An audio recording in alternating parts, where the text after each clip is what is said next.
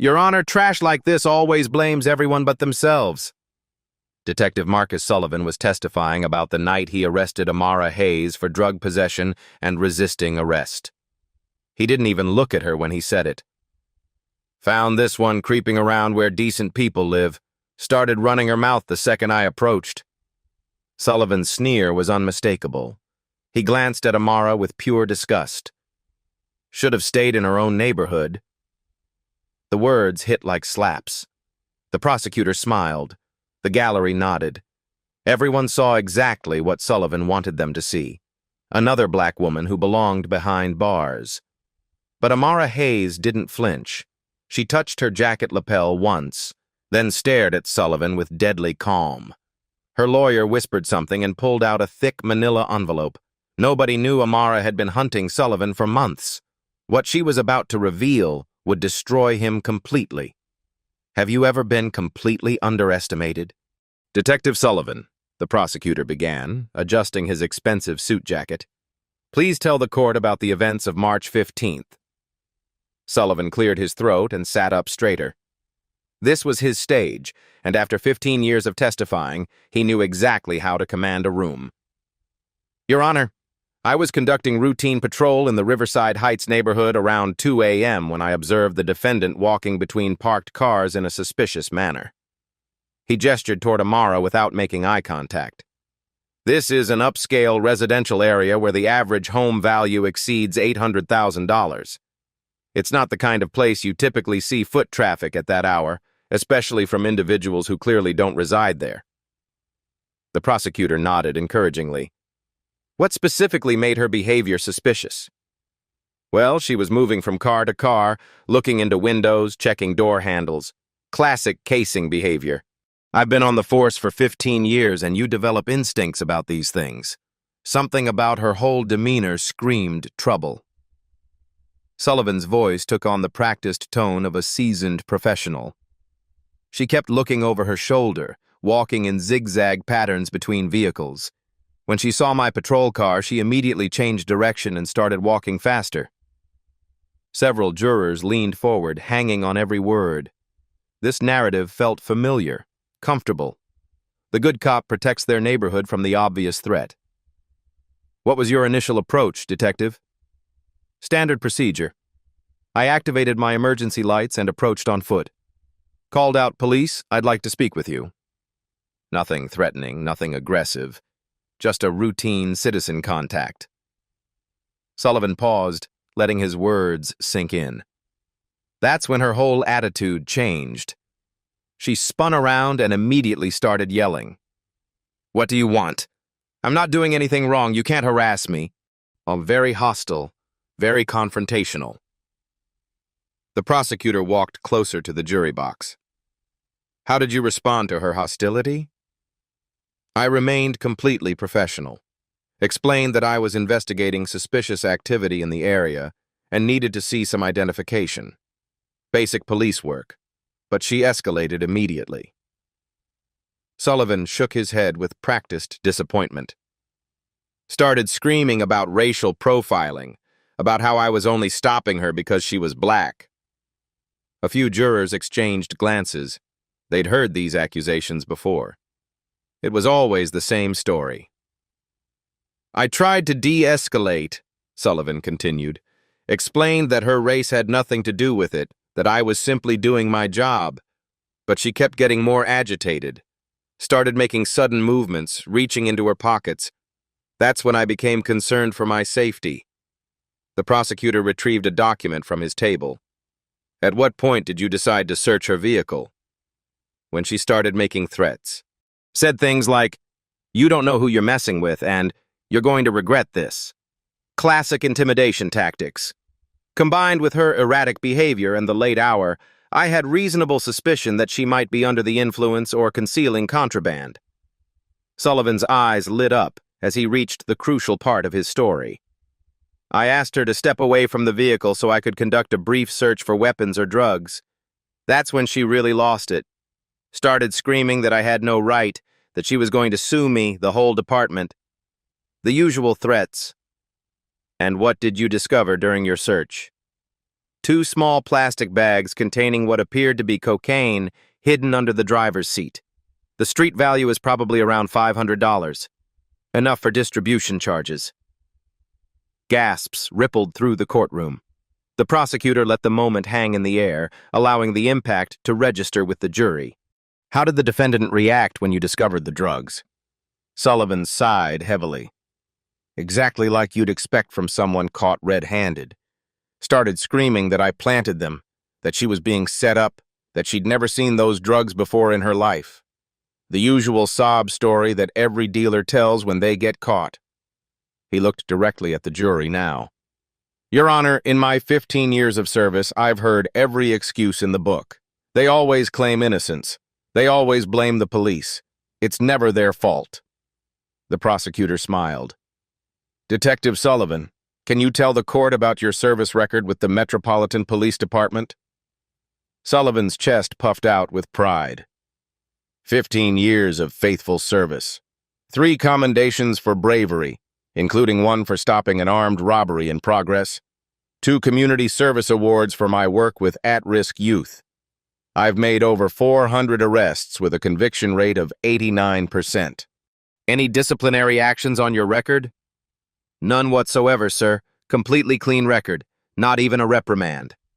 The prosecutor turned to face the jury.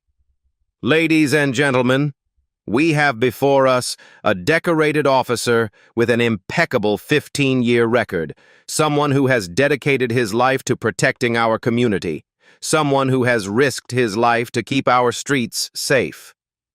He gestured dismissively toward Amara. And we have someone who was caught red-handed with illegal substances in an area where she had no legitimate business being at 2 a.m., someone who has concocted an elaborate story to avoid taking responsibility for her actions. Sullivan felt the momentum building in his favor. The jury was buying every word. He'd refined this performance over dozens of similar cases, always adjusting, always improving. These people wanted to believe him. They needed to believe that their safe neighborhoods were protected by good cops who caught the bad guys before they could strike. Detective, based on your 15 years of experience, was this arrest completely justified? Absolutely, without question. The defendant was engaging in clearly suspicious behavior in a neighborhood where she obviously didn't belong. She became immediately hostile and threatening when approached. We found illegal drugs in her possession. This is exactly the kind of proactive policing that keeps our communities safe from criminal elements. The prosecutor glanced at his notes one final time. Detective Sullivan, are you absolutely certain about every detail of the sequence of events you've described to this court? Sullivan looked each juror in the eye, his voice ringing with conviction. Your Honor, I swear on my badge, on my 15 years of faithful service to this community, and on the oath I took to protect and serve, every single word I have spoken here today is the absolute, unvarnished truth. The courtroom fell silent except for the soft tapping of the court reporter's keys. Sullivan felt a wave of satisfaction wash over him. He'd painted the perfect picture, a dangerous criminal caught by a dedicated officer simply doing his job. But at the defense table, something interesting was happening. Attorney Sarah Carter was writing furiously, occasionally glancing up at Amara, who would give subtle nods or shake her head almost imperceptibly. Carter's pen moved to circle something on her notes, then she underlined it twice, then drew 3 exclamation points beside it. The thick manila envelope sat unopened beside her, bulging with documents that would soon tear Sullivan's carefully crafted story apart, piece by piece. The prosecutor smiled confidently at the jury. No further questions, Your Honor. Ms. Hayes, please take the stand. Amara rose from her chair with the kind of precise, controlled movement that spoke of years of discipline. Her posture was ramrod straight, shoulders squared, eyes forward. As she walked to the witness stand, every step was measured, deliberate. This wasn't the nervous shuffle of someone afraid of being caught in a lie. This was the stride of someone who owned every room she entered. Please state your full name for the record. Amara Elizabeth Hayes. Her voice was clear, steady, with perfect diction. No trace of nervousness. No hint of the street vernacular Sullivan had implied in his testimony. Sarah Carter approached the witness stand. "Ms. Hayes, can you tell the court what you were doing in the Riverside Heights neighborhood on the night of March 15th? Amara's hands rested calmly in her lap. "I was returning from a work assignment that concluded at approximately 1:45 a.m. "What type of work keeps you out until nearly 2 a.m.? There was the slightest pause. Amara's eyes moved briefly to the judge, then back to her attorney. "I'm not at liberty to discuss the specific details of my employment without proper clearance." A murmur rippled through the courtroom. The prosecutor looked up sharply from his notes. This wasn't the answer anyone expected from someone who was supposed to be unemployed and living off government assistance. "Ms. Hayes, can you describe Detective Sullivan's approach that night?" Amara's voice remained perfectly level. Detective Sullivan activated his emergency lights and exited his vehicle. However, his first words were not, "Police, I'd like to speak with you." His exact words were, "What the hell are you doing here?" Several jurors shifted uncomfortably. This was already different from Sullivan's version. He approached aggressively, hand resting on his service weapon. When I asked what I had done wrong, he responded with, "Don't get smart with me." He demanded identification without stating the reason for the stop, which violates standard police procedure outlined in Terry v. Ohio. The prosecutor's pen stopped moving. How did she know case law? "Ms. Hayes, are you familiar with police procedures?" "I have extensive training in law enforcement protocols, constitutional law, and civil rights legislation." Amara's tone remained matter-of-fact, as if this was common knowledge. Sarah Carter nodded. "Please continue with Detective Sullivan's behavior." "He conducted what he called a routine vehicle search without my consent and without probable cause. According to established precedent in Chimel v. California and Arizona v. Gant, such a search requires either consent, a warrant, or exigent circumstances. None were present." The judge leaned forward slightly. In 20 years on the bench, he'd rarely heard defendants speak with such precise legal knowledge. "Did Detective Sullivan follow proper search procedures?" "No. He searched areas of the vehicle not within my immediate control while I was secured in handcuffs. He failed to inventory the contents of the search. Most significantly, he made no attempt to photograph or document the alleged location of the contraband before removing it." Amara's clinical description painted a picture completely different from Sullivan's emotional testimony. Every word was measured, professional, devastating. "Ms. Hayes, Detective Sullivan testified that you became hostile and made threats. How do you respond to that characterization?" "I informed Detective Sullivan that his conduct violated my Fourth Amendment rights and that I would be filing a formal complaint. I used no profanity and made no threats. I simply stated facts regarding police misconduct procedures." The prosecutor objected. "Your Honor, the defendant is not qualified to determine what constitutes police misconduct." Before the judge could rule, Amara spoke quietly. "I'm not at liberty to discuss my qualifications without proper authorization." The courtroom fell silent. There it was again. That mysterious reference to authorization, to clearance, to qualifications she couldn't discuss. Who was this woman? Sarah Carter walked closer to the witness stand. "Ms. Hayes, in your professional opinion, was Detective Sullivan's search conducted properly?" "Objection!" The prosecutor was on his feet. "Professional opinion assumes professional qualifications we haven't established." "Your Honor," Sarah Carter said calmly, "I'd like to request a brief sidebar to discuss my client's background." The judge looked intrigued. "Approach." At the sidebar, voices were hushed but urgent. The prosecutor gestured angrily. Sarah Carter pulled out a document from her jacket, not the manila envelope, but something smaller, official-looking. The judge's eyes widened as he read it. He looked at Amara, then back at the document, then whispered something sharp to both attorneys. When they returned, the prosecutor looked shaken. Sarah Carter appeared satisfied. "Ms. Hayes," the judge said carefully, "I understand there are limitations on what you can discuss regarding your background. Please answer what you can within those constraints." Amara nodded. "Based on my training and experience, Detective Sullivan's search violated multiple constitutional protections and departmental policies. The contraband he claims to have found was not present when I secured my vehicle at 1:50 a.m. "How can you be so certain about the time?" "I maintain detailed logs of my activities for professional reasons. Every movement, every interaction, every timeline is documented." Amara's tone suggested this was routine for her, not the desperate attention to detail of someone planning a crime. Sarah Carter retrieved a folder from the defense table. "Your Honor, I'd like to submit Defense Exhibit A detailed activity logs maintained by Ms. Hayes." The prosecutor jumped up. "Objection.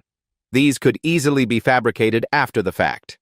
"Your Honor," Sarah Carter replied, "these logs are maintained according to federal standards and contain information that corroborates other evidence we'll be presenting." Another mysterious reference. Federal standards? Other evidence? The jury was hanging on every word now. "Ms. Hayes, did you plant drugs in your own vehicle?" "No." "Did you make any threats toward Detective Sullivan?" "No." "Did you resist arrest?" "I complied with all lawful orders while clearly stating my constitutional objections for the record." Amara's testimony was devastating in its calm precision. No emotion, no anger, just facts delivered with the kind of authority that comes from years of training in high-stakes situations. "Ms. Hayes, is there anything else the court should know about the events of March 15th? Amara paused, her eyes finding Detective Sullivan across the courtroom. When she spoke, her voice carried a weight that made everyone lean forward. "Your Honor, Detective Sullivan has no idea who he arrested that night, and very soon, everyone in this courtroom will understand exactly what kind of mistake he made." The prosecutor shot to his feet. "Objection, inflammatory and prejudicial." But the damage was done. The jury was staring at Amara with new eyes. This wasn't the woman Sullivan had described. This was someone with training, with knowledge, with resources they couldn't yet understand. "No further questions," Sarah Carter said, returning to her table where the manila envelope waited, still unopened. As Amara returned to her seat, she moved with the same controlled precision. But now everyone was watching differently. The prosecution's narrative was cracking, and something much bigger was about to emerge. The courtroom had adjourned for the day, but Amara's work was just beginning. Her apartment in downtown D.C. looked ordinary from the outside, just another converted brownstone in a gentrifying neighborhood. But inside, it told a different story.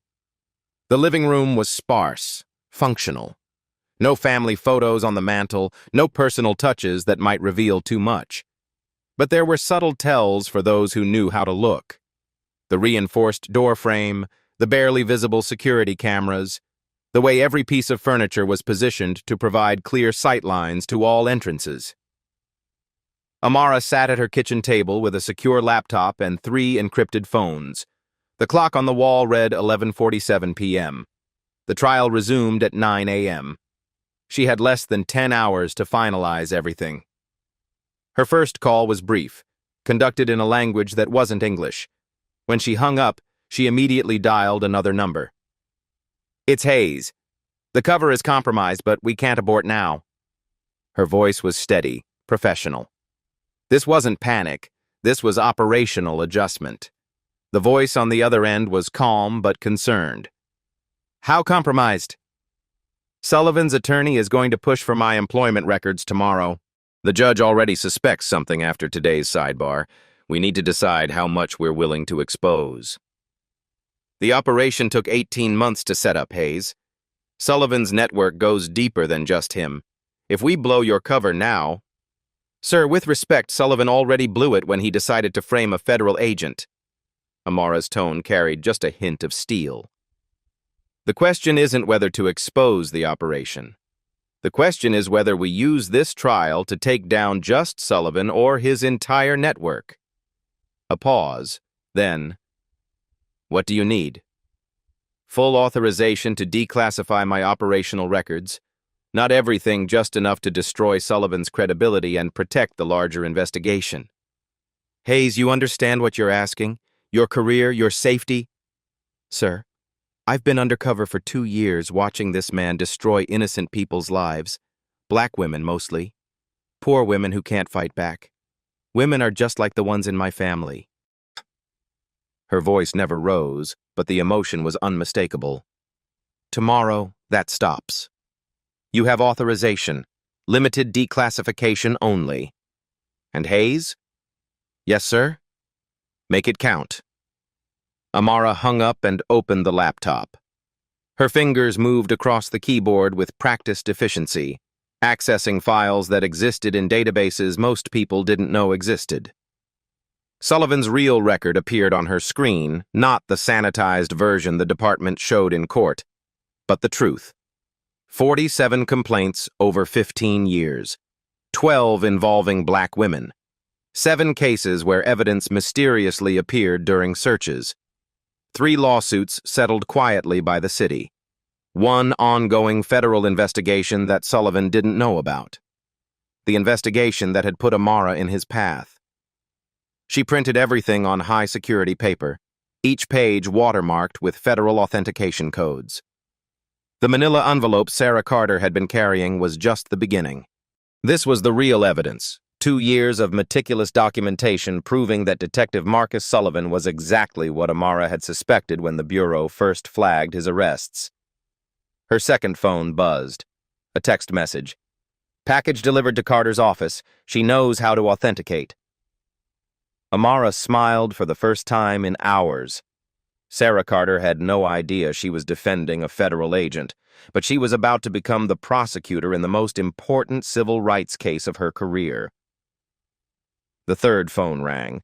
This one she answered in English. Are you safe?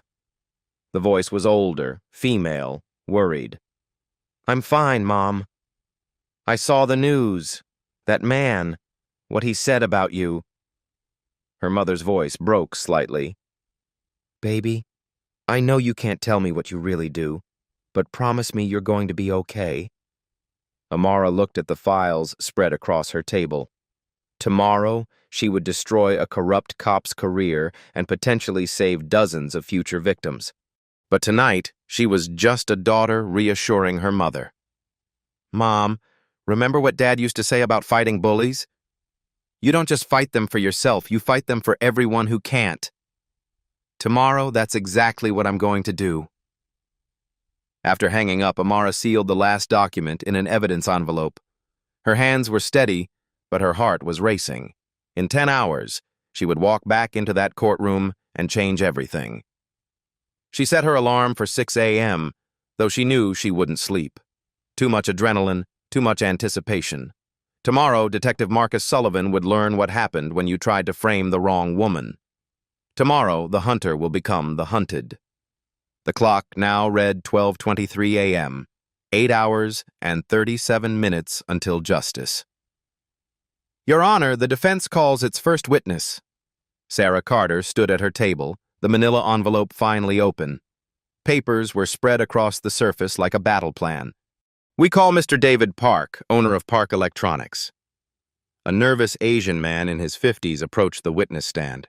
He kept glancing at Detective Sullivan, who was watching from the gallery with growing unease.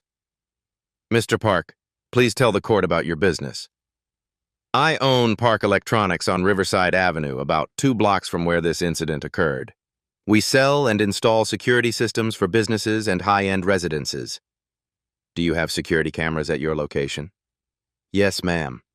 Full perimeter coverage, including the street-facing side of my building. Sarah Carter walked to a laptop connected to the courtroom's display system.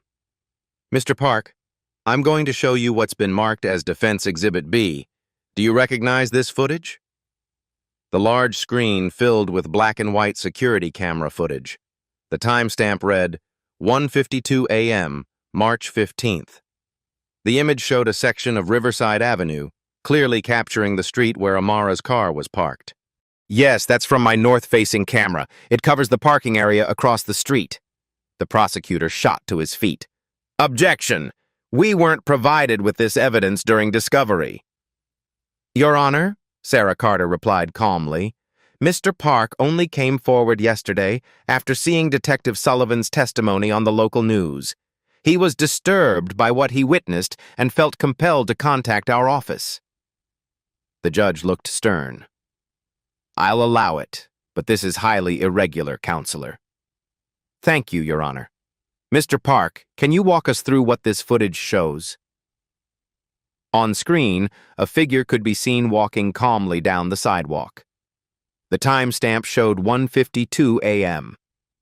The person moved with purpose, not the erratic behavior Sullivan had described. That's the defendant walking to her car. You can see she goes directly to the vehicle, unlocks it, and gets inside. No looking in other car windows, no checking door handles. The courtroom was silent except for the sound of the video playing. At 1:54 a.m., a police cruiser appeared on screen, lights flashing. Here's where it gets interesting, Mr. Park continued. Watch what happens next. The footage showed Detective Sullivan exiting his vehicle and approaching Amara's car aggressively. Even without audio, his body language was clearly hostile hand on weapon, aggressive posture. But then Sarah Carter did something unexpected. She clicked a button on the laptop. Sound filled the courtroom. What the hell are you doing here? Sullivan's voice was crystal clear, exactly as Amara had testified. Several jurors gasped. This wasn't the professional approach he'd described under oath. Sir, I'm just going home from work. Is there a problem? Amara's voice was calm, respectful. No hostility whatsoever. Don't get smart with me. Let me see some ID. Now. May I ask why I'm being stopped? I haven't violated any traffic laws or... Because I said so. Women like you need to learn your place. The words hit the courtroom like a physical blow. Women like you. Several jurors looked shocked. The prosecutor's face went pale. But the footage wasn't finished. Sir, I'm cooperating fully. I just want to understand. Shut up and put your hands behind your back. On what charges? I'll find something. I always do with your type. The audio was devastating. Every word Sullivan had sworn under oath was being exposed as a lie. But Sarah Carter wasn't done. Mr. Park, can you tell the court what you observed during the vehicle search? Well, that's the strangest part. Watch this section here. The timestamp jumped to 2:07 a.m. On screen, Amara was already in handcuffs, seated on the curb. Sullivan was in her vehicle conducting his search. You can see Detective Sullivan searching the front seat area, the glove compartment, under the seats. He spends about 4 minutes going through everything. The footage showed Sullivan's methodical search. But at 2:11 a.m., something odd happened. Now watch this. Detective Sullivan walks back to his patrol car and opens the trunk. Clear as day, Sullivan could be seen retrieving a small object from his own vehicle. He walks back to the defendant's car with something in his hand. You can't see exactly what it is from this angle, but... At 2:12 a.m., Sullivan leaned into Amara's car, reaching under the driver's seat area where his hand had been moments before, but now he was placing something, not searching. Then at 2:13 a.m., he discovers the drugs. The courtroom erupted. Shouts of disbelief, gasps of horror. The judge banged his gavel repeatedly, but even he looked shaken by what he'd just witnessed. Order! Order in the court! Detective Sullivan's face had gone from confident to ashen. He was frantically whispering to the prosecutor, who looked like he wanted to disappear. Sarah Carter raised her voice over the chaos. Mr. Park, is there any possibility this footage has been altered or tampered with? No, ma'am. Our system uses blockchain authentication. Every frame is cryptographically signed and time-stamped. It's impossible to alter without detection. The prosecutor was on his feet, but he seemed to have lost his voice. Finally, he managed, Your Honor, we need time to analyze this evidence. Your Honor, Sarah Carter interjected, There's more. She clicked another file on the laptop. A second camera angle appeared, this one from a different business across the street. This is from Martinez Auto Repair, also on Riverside Avenue. Mr. Martinez contacted us this morning after seeing the news coverage. This angle showed the same events from the side, providing an even clearer view of Sullivan planting evidence. The timestamp matched perfectly with the first video. But the most damaging part was still to come. At 2:14 a.m., both cameras captured Sullivan making a phone call. The second camera's audio was clear enough to pick up fragments of his conversation. "Yeah, it's done. Found her with drugs. No, she's clean otherwise. Doesn't matter. No one will believe her anyway." The final words were the most chilling. Another one down. These people need to know their place. The silence in the courtroom was deafening. 12 jurors stared at Detective Sullivan like they'd never seen him before. The prosecutor looked physically ill. Sarah Carter let the moment hang in the air before speaking. "Mr. Park, in your opinion as a business owner who has worked with law enforcement for over 20 years, was this a legitimate arrest?" "Ma'am, what I just showed this court is a federal crime. That man planted evidence on an innocent woman and then lied about it under oath." The judge's voice was tight with barely controlled anger. "Mr. Prosecutor, I assume you'll want to review this evidence with your client." But before the prosecutor could respond, Sarah Carter dropped the final bomb. "Your Honor, we have 17 hours of additional footage from 6 different businesses along Riverside Avenue, all showing the same pattern of behavior, all authenticated with blockchain verification, all proving that Detective Sullivan has been systematically framing innocent people for months." Detective Sullivan was no longer just facing perjury charges. He was looking at federal civil rights violations, evidence tampering, and conspiracy charges that could put him away for decades. The hunter had become the hunted, and everyone in that courtroom now knew exactly who the real criminal was. The courtroom was still buzzing from the video evidence when Sarah Carter stood up with a document in her hand. Not from the manila envelope this time, but something else. Something that made Detective Sullivan's lawyer lean forward with obvious concern. "Your Honor, given the severity of what we've just witnessed, my client has authorized me to request a sealed hearing to discuss matters of national security." National security? The words hung in the air like an electric charge. The prosecutor looked confused. The judge looked intrigued and concerned in equal measure. "Counselor, that's a very serious claim. Are you certain you want to proceed down this path?" "Yes, Your Honor. My client has been operating under federal cover for the past 2 years. What Detective Sullivan attempted was not just evidence tampering, it was interference with an ongoing federal investigation." The courtroom erupted again. Federal cover? Investigation?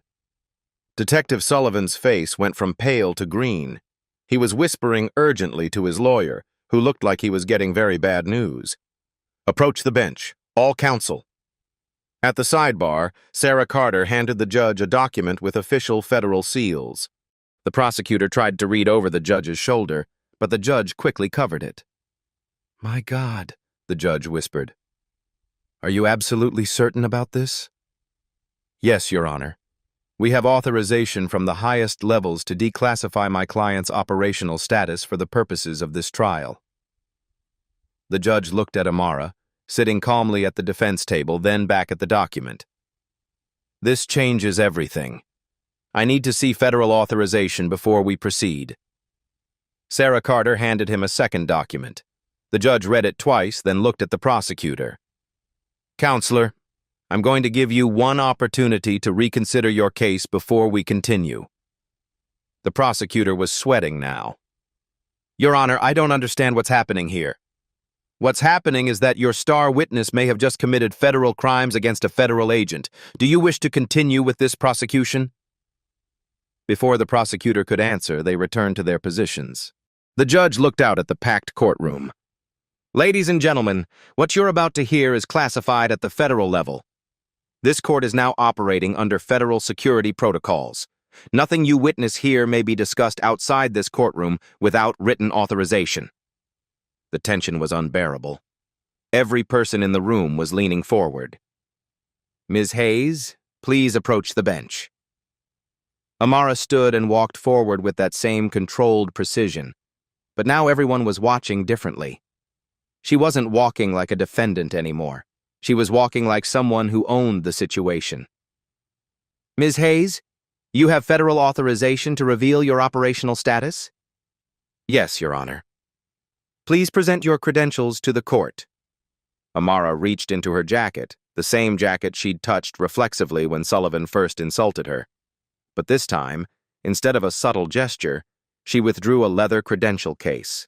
She opened it and held it up for the judge to see. The judge's eyes widened. He looked at Amara, then at the credentials, then back at Amara. Would you please state your full name and title for the record? Amara's voice carried across the silent courtroom with absolute authority.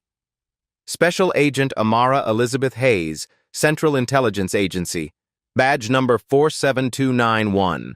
I've been conducting an undercover operation targeting police corruption in this jurisdiction for the past 24 months. The silence was deafening. Then chaos. Reporters scrambled for their phones.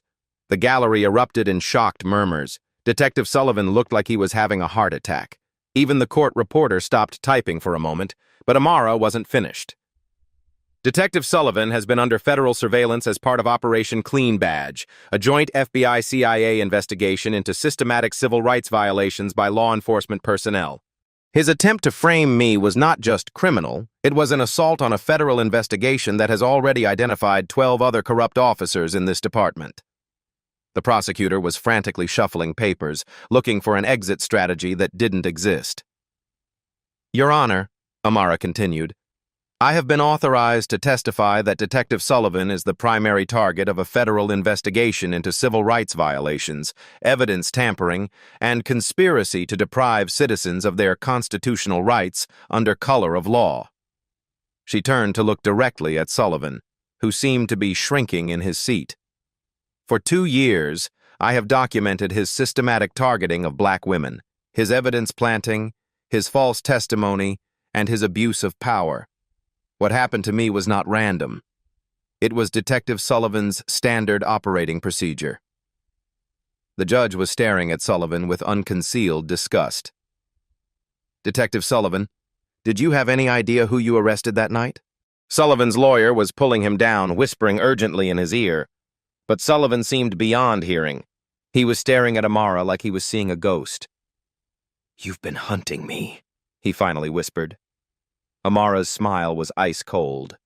No, Detective Sullivan. I've been hunting all of you. The CIA revelation had shattered any pretense of a routine criminal trial. Now Sarah Carter stood at her table with a thick federal file that hadn't been there that morning. Special Agent Hayes sat calmly, no longer a defendant but a federal witness with the full backing of the United States government. Your Honor, I'd like to recall Detective Sullivan for cross-examination. Sullivan's lawyer was frantically whispering objections, but Sullivan himself looked defeated. He walked to the witness stand like a man heading to his execution. Detective Sullivan, you are still under oath, the judge reminded him sternly. I advise you to consider your answers very carefully. Sarah Carter opened the federal file. Detective Sullivan, when you testified yesterday, you stated that you had a clean disciplinary record. Is that still your testimony? Sullivan's lawyer started to object, but Sullivan waved him off. Yes. I see. Sarah Carter pulled out a document. Then perhaps you can explain this internal affairs complaint filed by Keisha Washington on February 3rd, 2023? Sullivan's face went ashen. That complaint was unfounded. Ms. Washington alleged that you planted drugs in her car during a traffic stop in the same neighborhood where you arrested Agent Hayes. Is that correct? The complaint was investigated and dismissed. By whom? Internal Affairs. And who was the investigating officer? Sullivan's mouth opened and closed like a fish. Lieutenant Marcus Thompson. The same Lieutenant Thompson who is also under federal investigation as part of Operation Clean Badge? The prosecutor shot to his feet. Objection. How can this be admissible? Your Honor, Sarah Carter replied. Detective Sullivan opened the door to his disciplinary record when he claimed it was clean. As a federal agent, my client has access to the complete file. The judge nodded grimly. Overruled. Continue. Sarah Carter pulled out another document. Detective Sullivan, are you familiar with LaShonda Davis? I don't recall. She filed a complaint against you on August 15, 2022. Another drug planting allegation. Another dismissal by Lieutenant Thompson. Do you recall now? Sullivan's lawyer was pulling at his arm, but Sullivan seemed paralyzed. What about Destiny Johnson, April 2022? Tamika Brooks, November 2021. Should I continue? Each name hit Sullivan like a physical blow. The jury was watching this systematic destruction with growing horror. Detective Sullivan, how many black women have filed complaints against you in the past 5 years? I don't have an exact number. Sarah Carter held up the file. I do. 47 complaints. 31 from black women. 12 involving alleged evidence planting. All dismissed by Lieutenant Thompson. Would you like to revise your testimony about your clean record? The courtroom was dead silent, except for the sound of papers rustling as Sarah Carter pulled out photograph after photograph. These are the women whose lives you destroyed, Detective Sullivan. Keisha Washington lost her job as a nurse. LaShonda Davis lost custody of her children. Destiny Johnson spent 6 months in jail before her case was dismissed for lack of evidence. She spread the photos across the defense table where everyone could see them. Tamika Brooks, Monica Williams, Jasmine Carter, Angela Thompson, all black women, all targeted by you, all failed by a system that protected you instead of them. Sullivan was staring at the photographs like they were accusers rising from the grave. But here's what you didn't know, Detective Sullivan. Agent Hayes wasn't your only federal target. Sarah Carter pulled out a final document. 3 of these women were federal informants. 2 were undercover DEA agents. You didn't just frame random civilians, you compromised multiple federal investigations. The judge's gavel came down hard. What? Operation Clean Badge identified Detective Sullivan as a threat to federal law enforcement operations 18 months ago.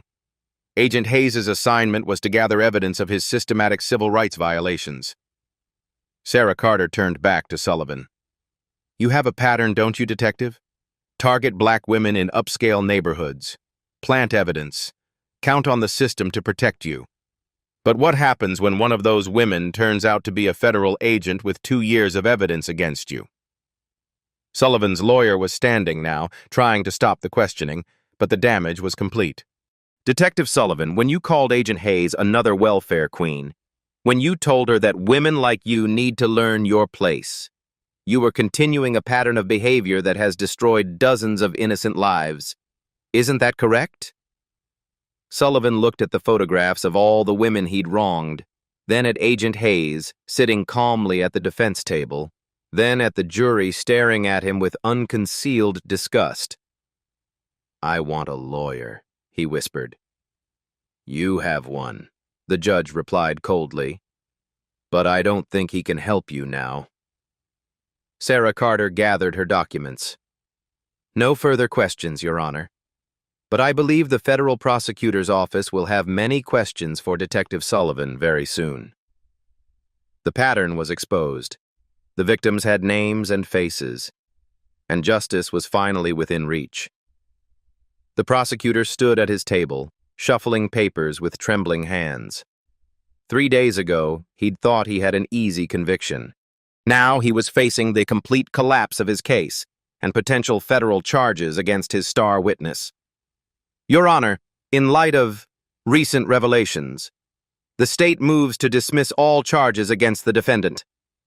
But Sarah Carter wasn't finished. This wasn't just about Amara anymore. Your Honor, with respect, dismissal isn't enough. The people of this city deserve to hear the truth about what Detective Sullivan has done. They deserve to know how their justice system failed them. The judge nodded grimly. Proceed with closing arguments. Sarah Carter walked to the center of the courtroom, her voice carrying the weight of 2 years of investigation and decades of systemic injustice.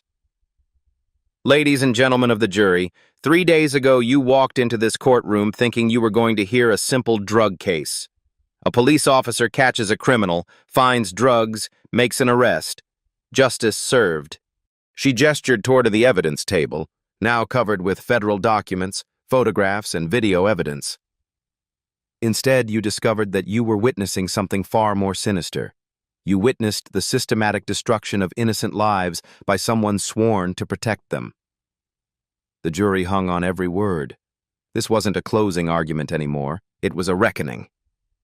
Detective Marcus Sullivan didn't just plant drugs in Agent Hayes' car. He has been planting evidence, filing false reports, and destroying lives for years. 47 complaints, 31 black women, 12 cases of evidence planting, and a system that protected him every step of the way. Sarah Carter pulled out the photographs of Sullivan's victims and placed them where the jury could see. Keisha Washington was a registered nurse with 2 children. She lost her job, her career, her livelihood because Detective Sullivan decided she didn't belong in the neighborhood where she worked night shifts at the hospital. She placed another photograph. LaShonda Davis was driving home from her second job as a house cleaner. She lost custody of her children because Detective Sullivan planted drugs in her car and the system believed him instead of her. Another photograph. Destiny Johnson spent 6 months in jail away from her infant daughter because Detective Sullivan decided that a black woman walking to her car was suspicious. The emotion in the courtroom was palpable. Several jurors were wiping their eyes. Even the judge looked moved. But this case isn't just about Detective Sullivan's victims. It's about a system that enabled him. Lieutenant Thompson dismissed 47 complaints without proper investigation. The prosecutor's office took his word without question. The entire system conspired to protect a corrupt officer at the expense of innocent citizens. Sarah Carter's voice rose with controlled passion. Agent Hayes could have revealed her identity immediately. She could have avoided this trial, avoided the humiliation, avoided having her character destroyed in this courtroom. But she didn't. Do you know why? The courtroom was absolutely silent. Because she knew that if she revealed her federal status right away, Detective Sullivan would walk free. His other victims would never get justice. The system would find a way to protect him, just like it always had. She gestured toward Amara, who sat with quiet dignity. So, Agent Hayes endured Detective Sullivan's racist insults. She sat in this courtroom and listened to him lie under oath. She allowed herself to be painted as a criminal, as a welfare queen, as someone who didn't matter. Sarah Carter's voice dropped to barely above a whisper, forcing everyone to lean forward. She did all of that so you could see the truth. So LaShonda Davis and Keisha Washington and Destiny Johnson and 31 other black women could finally have their day in court. The prosecutor didn't even attempt a closing argument.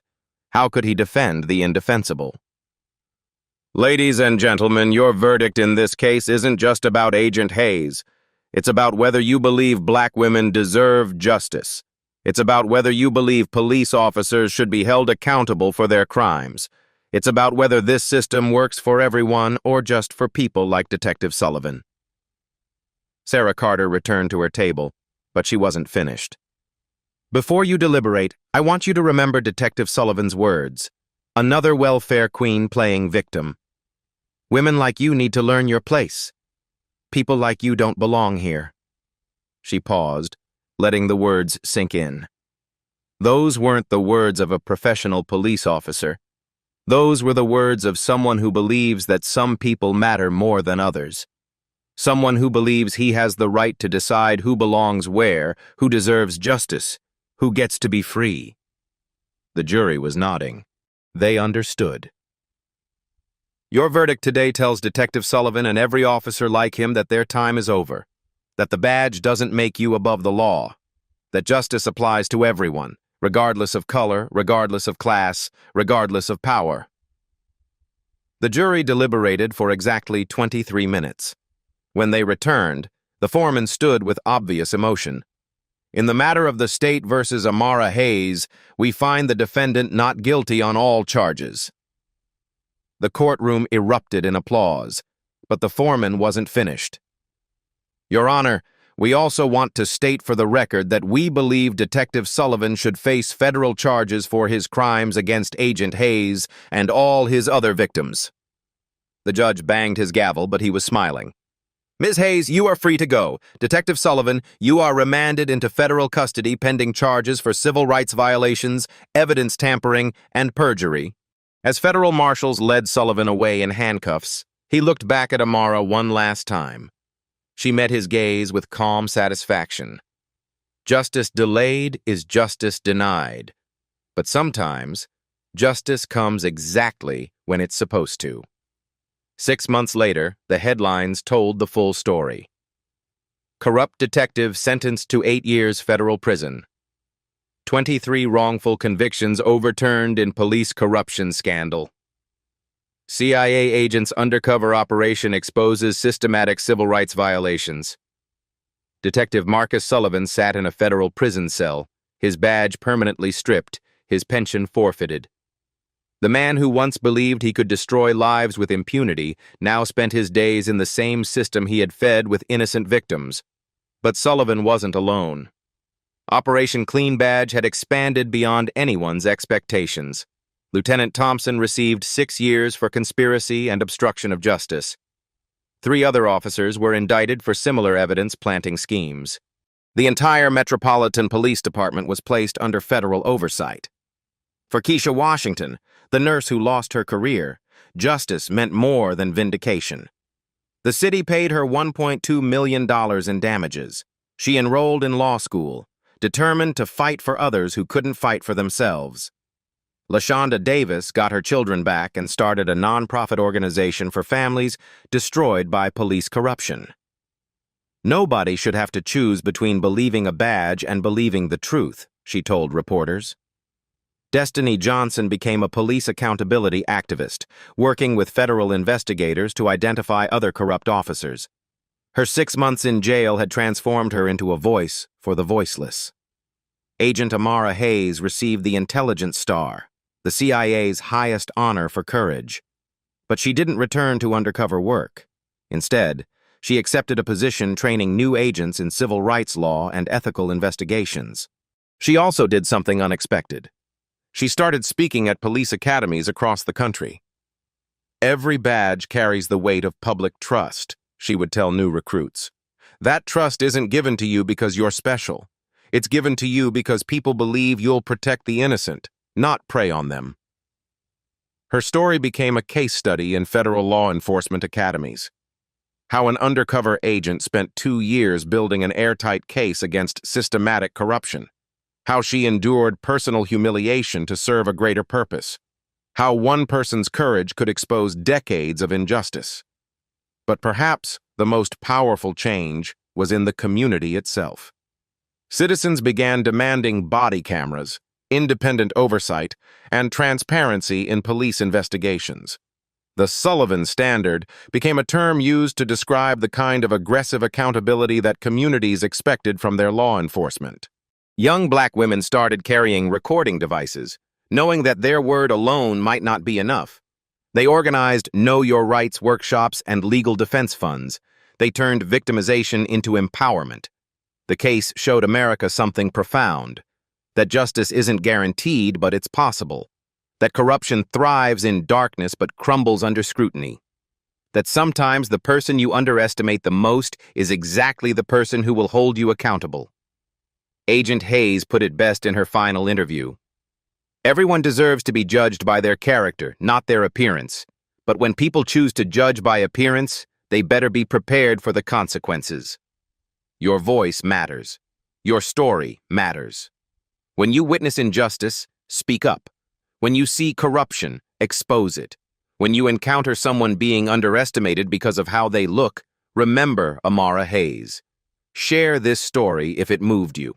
Subscribe to Black Voices Uncut if you want to see more stories of courage triumphing over corruption. And tell us in the comments, what would you do if you witnessed injustice? How far would you go to fight for what's right? Because the next time someone tries to judge you by your appearance, they might just discover they picked the wrong person to underestimate. The story you heard today wasn't cleaned up. It was told exactly as it happened. At Black Voices Uncut, we believe that's the only way truth can live. If you felt something, hit like, comment, and your reaction, and subscribe. Every week, we bring you voices that refuse to be silenced.